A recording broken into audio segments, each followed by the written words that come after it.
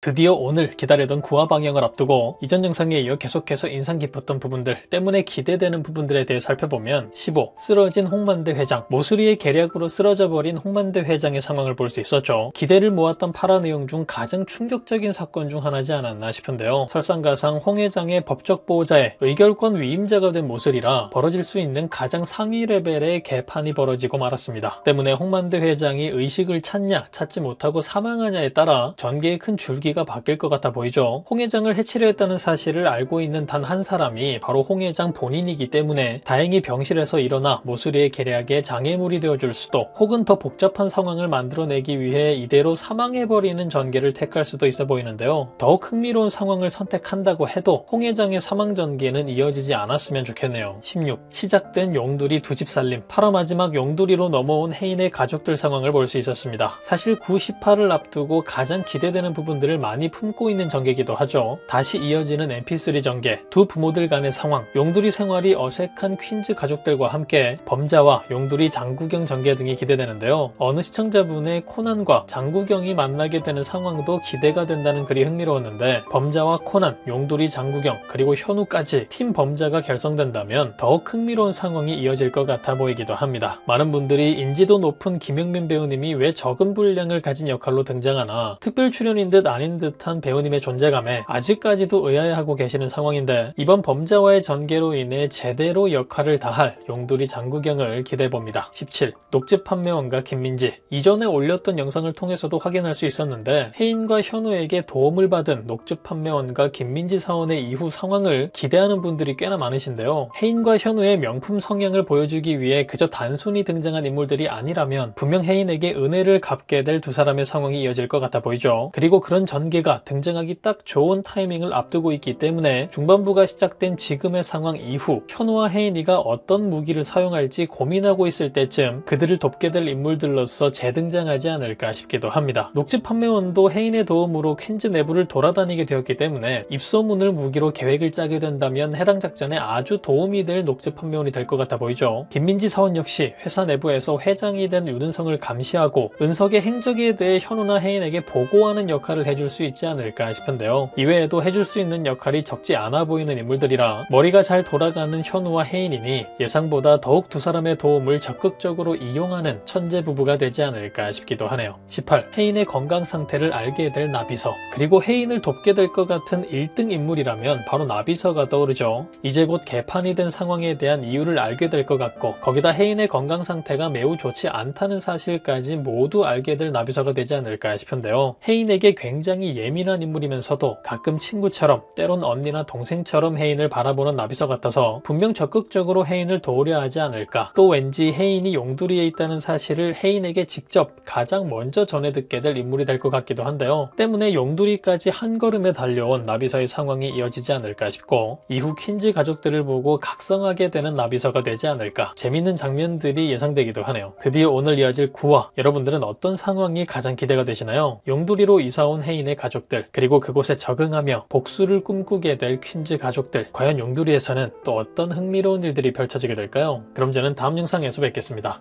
감사합니다.